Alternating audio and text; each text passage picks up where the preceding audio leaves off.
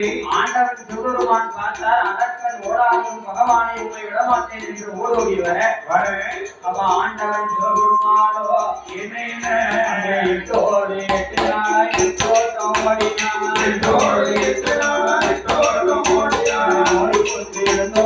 உலகனைக்கு போகும் என்று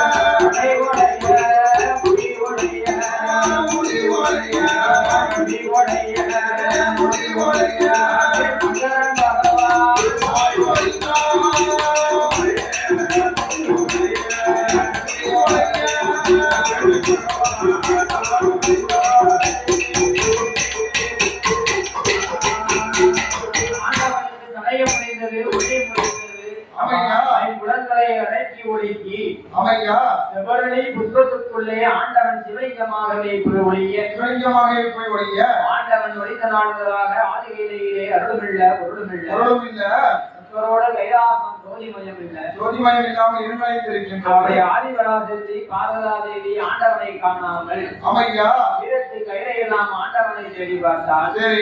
ஆண்டவன் சிவபெருமானை காணாமல் அண்ணனாகப்பட்ட கோபால கண்ணனை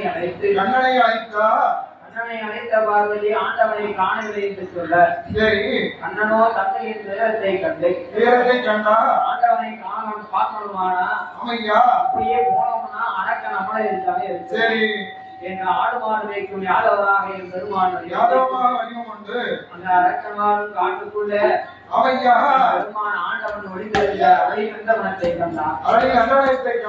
பெருமான் நடந்து வந்த கலைக்கு சீமுதலை வாசிக்க பெருமான் வாசிக்க ஆண்டவனால அருளை கொப்புகளை இருக்க முடியாது. ஆண்டவன்